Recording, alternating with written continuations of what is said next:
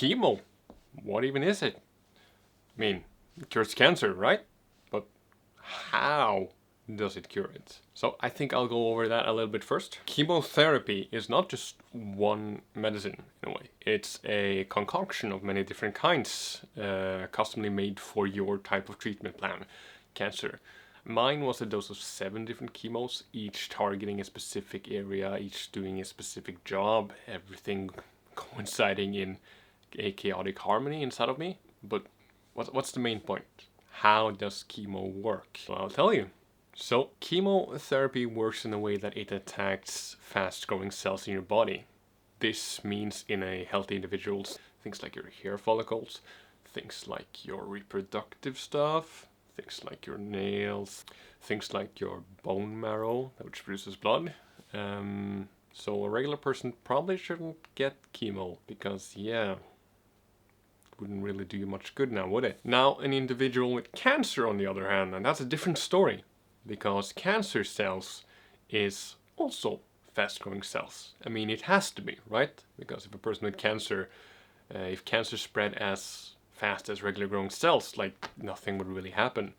It would all just consist in a stalemate, so to say.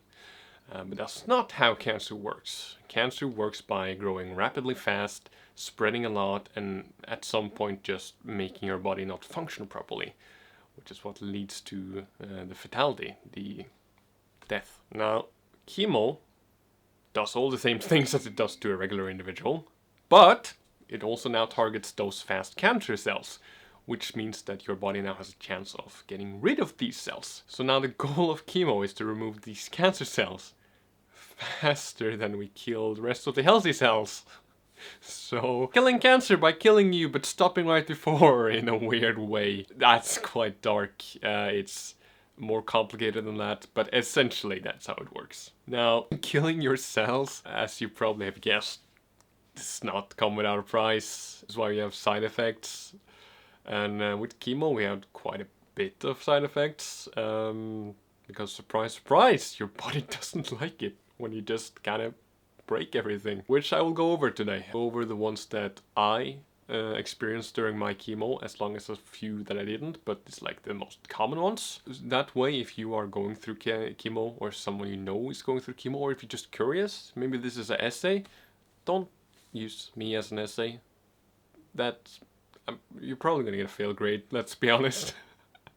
No, but if you want a more understanding, I guess, that I've been able to accumulate over these past half a year, this is the video for you. Let's get into it. Now, let's get over like the most common ones in a way. It's tiredness, fatigue, the feeling of just never being fully rested. This is something I think everybody's going to experience because your body is working overtime.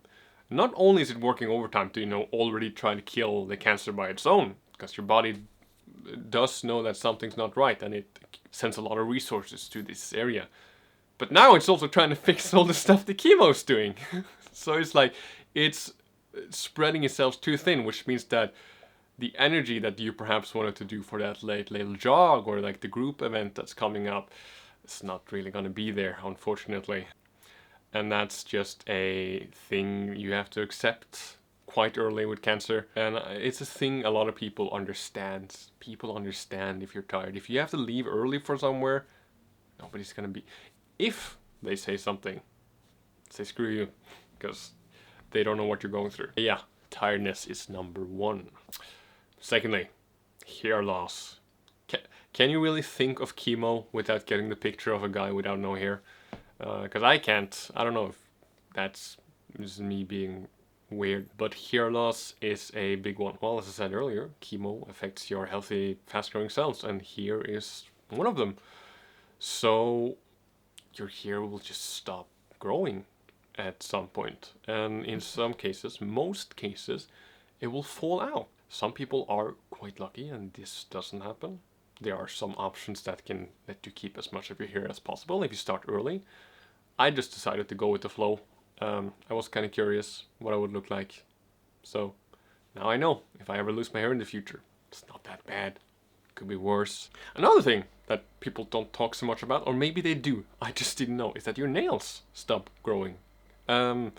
it kind of makes sense, right? Because, you know, your hair grows out, your nail grows out, but I just never made a connection. So between every cycle, my nails would stop growing. And then at the end of each cycle, it would start to grow a little bit. And then my next cycle started and will stop again. So I would get like lines up my nails, kind of like a tree, which made me able to count the cycle, which was kind of cool, I thought. I guess for some people, maybe not so cool. Maybe people really care about their nails. I thought it was just like, hey, if this is a side effect, at least it's a fun side effect. So, your blood. So, that's quite big. Your veins are quite vulnerable at this point because your chemo goes through your blood veins, and you know the lining inside of these blood veins become quite thinned out. They become damaged, which means that stuff like bruising is quite more likely to happen, and if it happens, it's gonna look much worse than it actually is. Cuts and bleeding in general, your blood doesn't have enough plates to block up the bleeding in a appropriate amount of time. So if you get like deep cuts, you should go straight to the hospital and get them to check it out. Don't just think that it's okay, this amount has healed before, so it's gonna be fine again. Because like, imagine this, your body under chemo is like your body on strike. All the workers making everything work as proper are on vacation, so you don't have enough in you to fix it on your own. Infections are a big one. If you get a fever, and if you take anything away from this video, if you get a fever, go straight to the doctor. Doesn't necessarily mean that you have an infection. It can just be your body going into fight or flight mode because you have such low amount of white blood cells.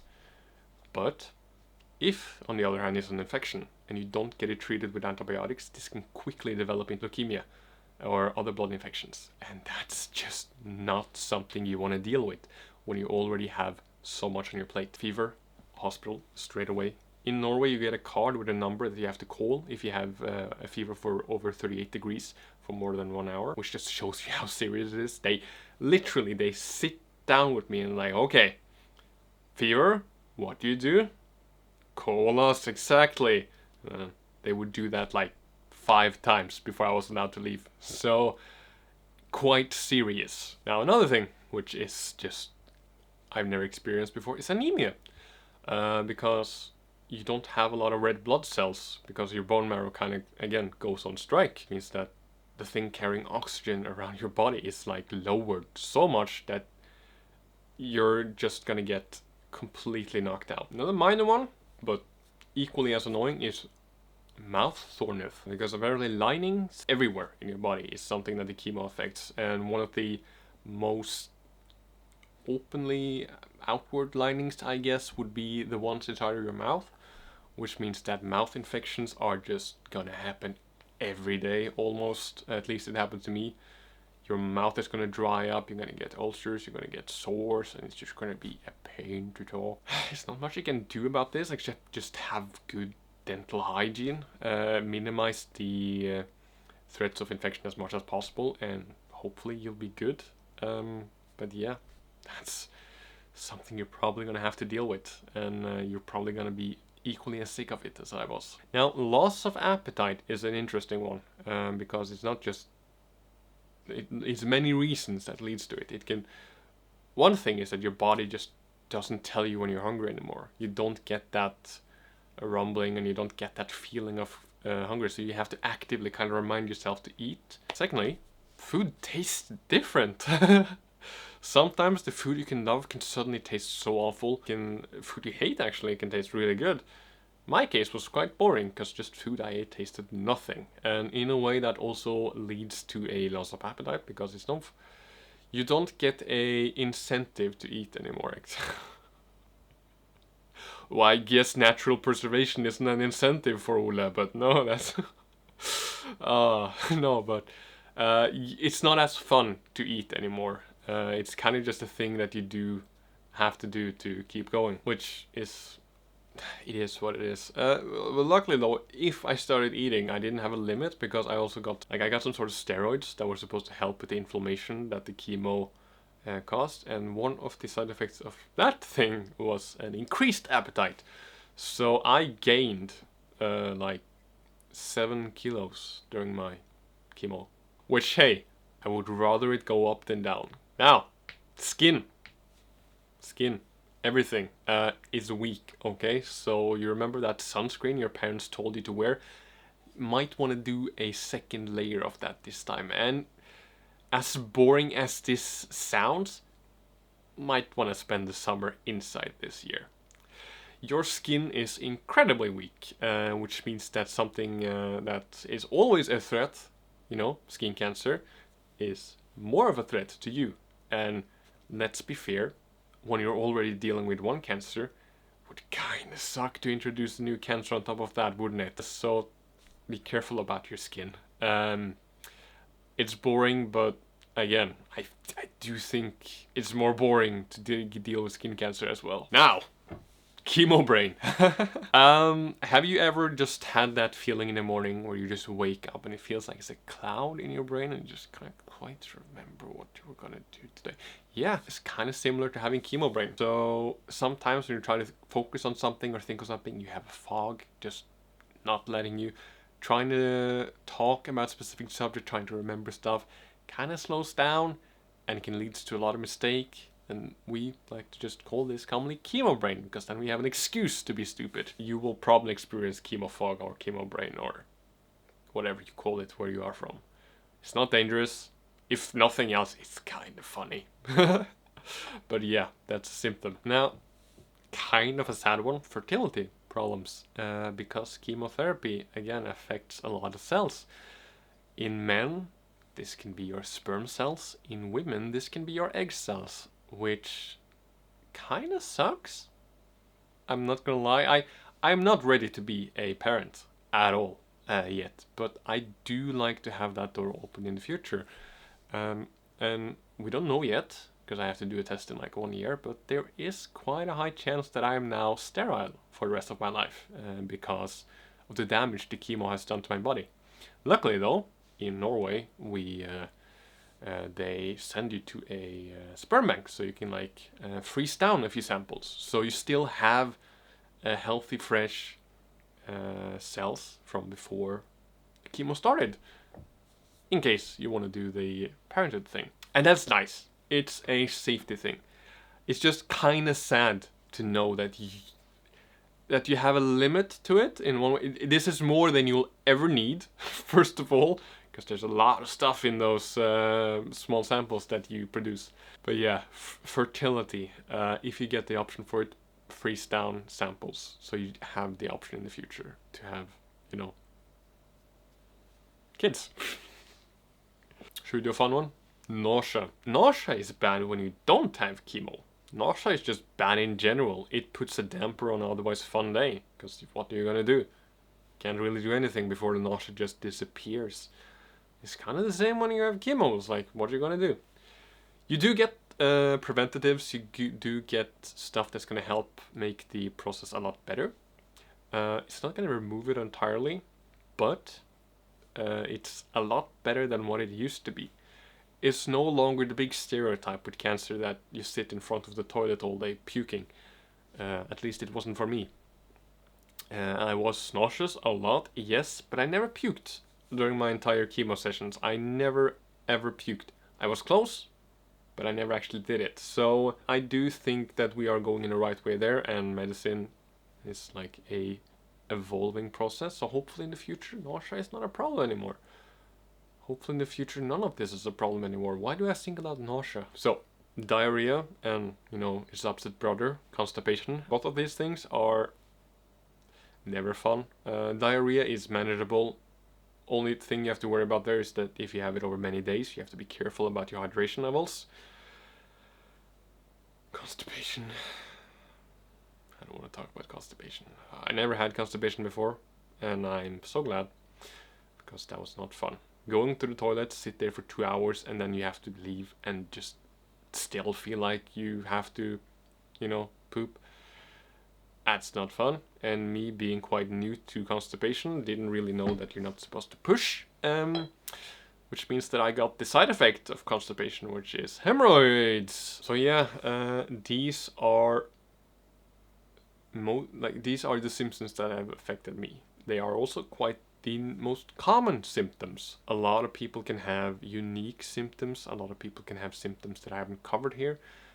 Chemo affects the body differently from person to person. So if I'm trying to get all of the unique cases also into this video, we will sit there for more time than I think anybody wants to. Just do search up by yourself as much as possible. Also, if you have something that I didn't cover in this video, talk to your doctor about it, because he is supposed to be an expert in this case.